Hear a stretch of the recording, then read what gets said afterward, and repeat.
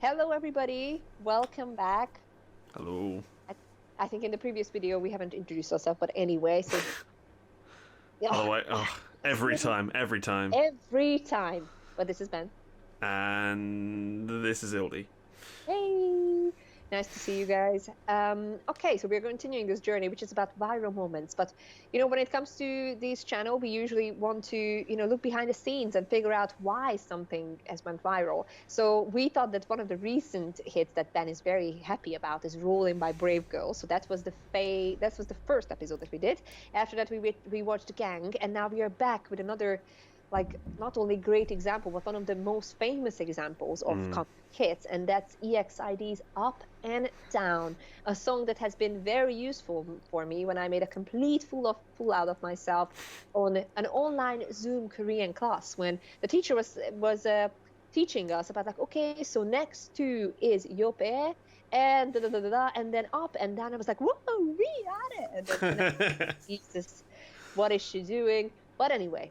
So it's very useful for learning Korean, this song is, but I haven't seen the video band. So when this song came out 2014, I wasn't a K-pop fan yet, but it became a huge viral hit when? Well, it's an interesting one because it wasn't like years after it came out like the other ones we've done.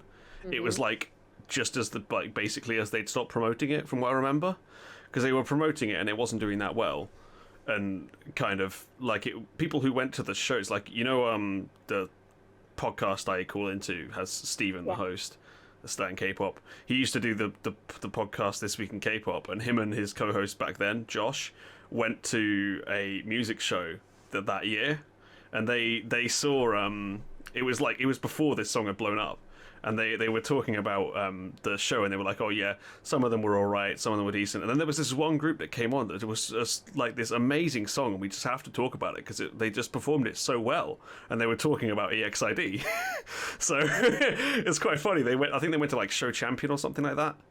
Like that. But they saw that, and they were really impressed by EXID and were hyping up the song. And I was like, obviously I was an avid listener of the podcast back then as well, so I was listening to the podcast when it came out and was all on board with this song and was listening to it, and then it just suddenly blew up while I was like really into the song, and I was like, this is amazing. Again, this is just again highlighting the point that I was making in the first video, that you have good ears for these things, man. That's the thing. Maybe we listen to so many music, and obviously you have some extra knowledge, but it's there you go. You've been already listening. You've been one of the early adapters, right? That's me. Early adapter band. And here's the thing: this song I've got to know through memes, really, or like memes of the songs, or other idols performing it, or other idols being challenged to perform it. And that's the other thing. I remember the first time I've seen this was most probably it was BTS, because of like their Jungkook one of on the Weekly Idol idols that they did. And I just got to know the song through that. And again, it's one of the surprising things when I first heard the entire song. I didn't even know that it had different parts. I assumed that this was basically the whole thing, and the song changes quite dramatically, I would say, throughout the production. So, without any further ado, we're going to watch the video, because that's, again, something that I haven't seen. Shameful, right? But I'm very curious now. Yeah. Are you freeze-framed on the Barbie avocado as well? Exactly, I am. So, if you want to do as a countdown, we'll get cracking. 1, 2, 3. I've always been a fan of this song. This is just so interesting.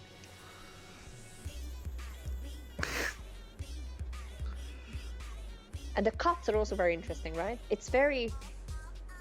Yeah. This was kind of the birth of one of those huge, well, not really a birth, but one of the coming of age of the huge music video company, DigiPetti. This was their work. It feels very fresh, the editing. It's like these very fast cuts. This is exactly what happens on TikTok right now. It's just like snap, snap, snap, snap. Bit of repetition. Yeah. Like super saturated colors as well. These vocals are amazing though. Those harmonies. Yeah, the harmonies are, oh.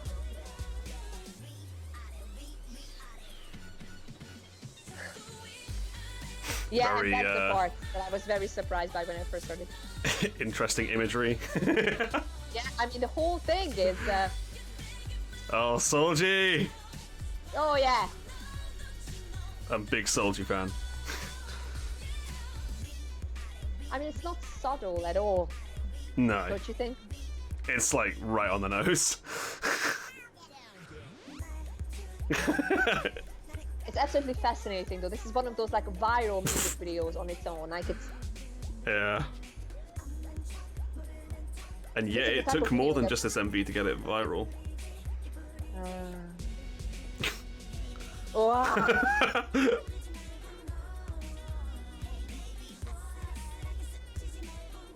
So interesting. This is the type of video that people would show. Like, okay, you know what? This is what K-pop is. Like, Yeah. it's one of those Look how crazy K-pop is. crazy K-pop videos. You can't mess with the EXID vocals though, they're just so good.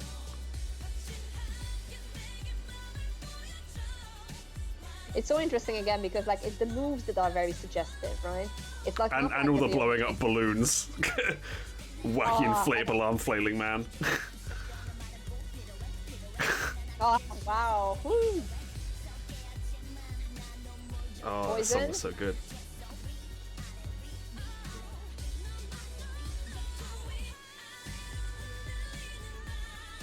Jeez. Wow.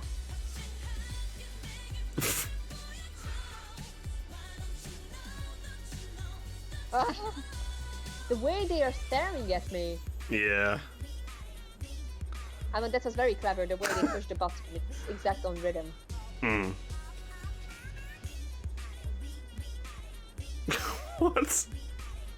Just random stuff happening in this. I mean, it definitely has a concept, so it's like, it's conceptual weirdness. Yeah. That's how I would put it. Like, it's full of association. And also like all sorts of visual clues and visual ideas, and that's what makes it so interesting. Again, it's one of these videos when you have frame by frame and you have to stop it and analyze it, and it's like it's also looks very aesthetic because it's set up in a way that is just like a certain angle and that this and that. So very clever video. So you said that this production company became very popular after they did this, or like Yeah, I don't know if they were popular beforehand, but this was like the first video I remember everyone being like, "Wow, this is like really well done."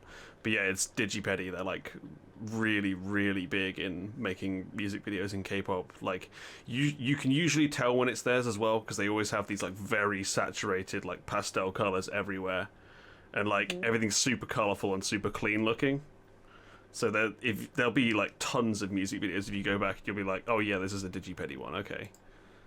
yeah, I just did a quick research, and yeah, they started to do. Oh my God, they had They've done so many, it's ridiculous. hundreds as well. Yeah. Oh boy, 1 shot, 2 shot. Yeah. Oh. Lots of the Luna stuff was by them as well. Yeah. Oh jeez. Some of the Dreamcatcher videos. Idol as well. And Yeah. also they do a lot of like Lim Kim and then Shiny's Dream Girl is done by them. There you go. Jesus. 17 as well. There's an absolute ton that they've done. They even did Epic Eye's Born Hater.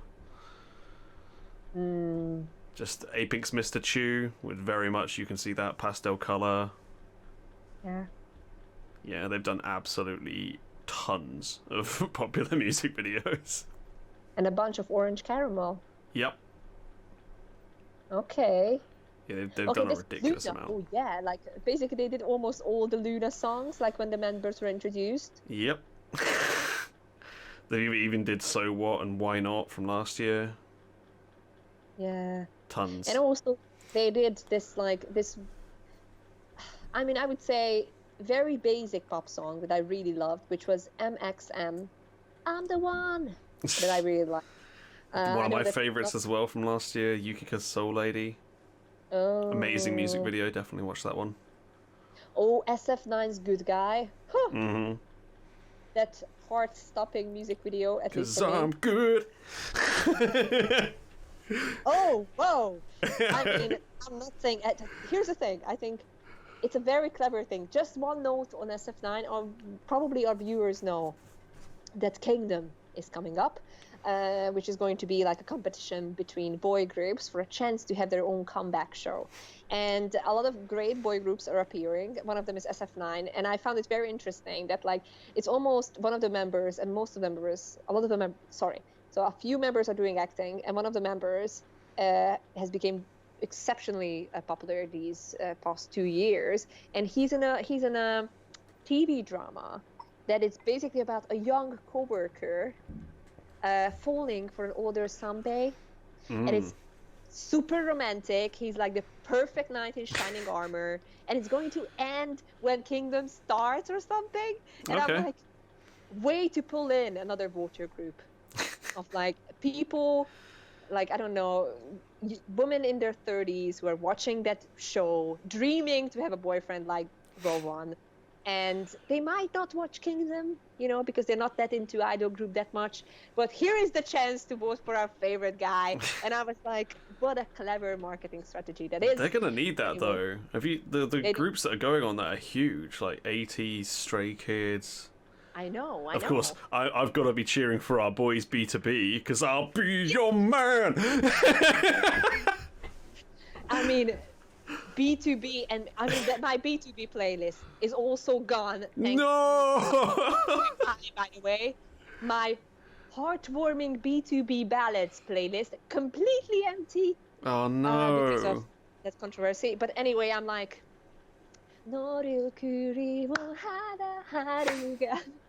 etc., etc. So that's me. I'm like the BtoB. Bring me all the key changes and high notes. Thank you. All the harmonies. BtoB ballad.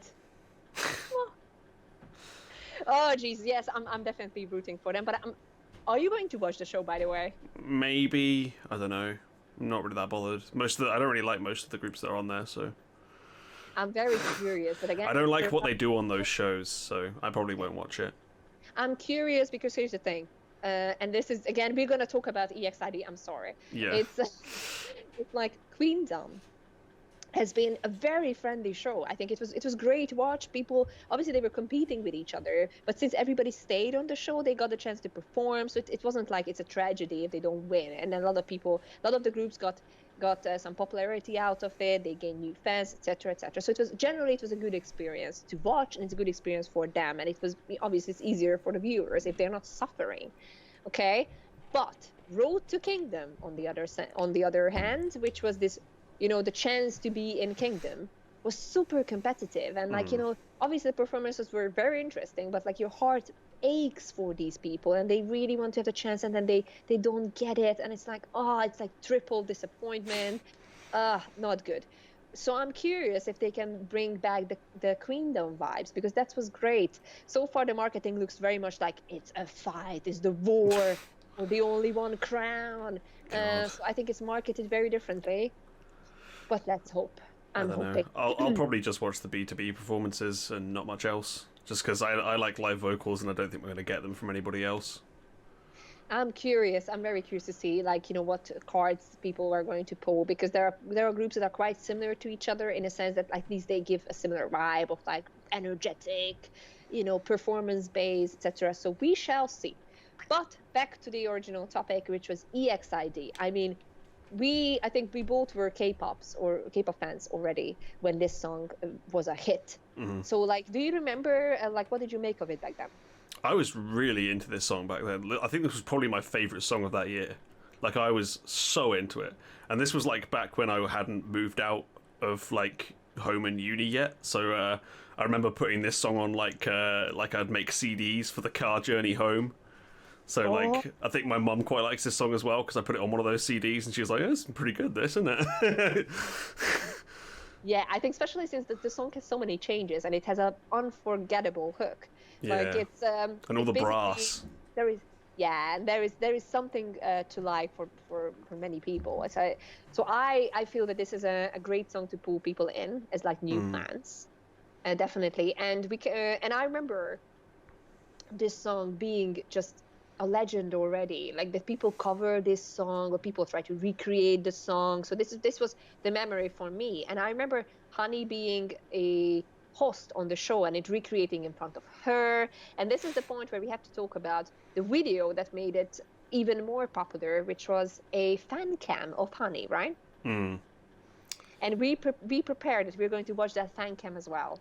Is that true? Yep.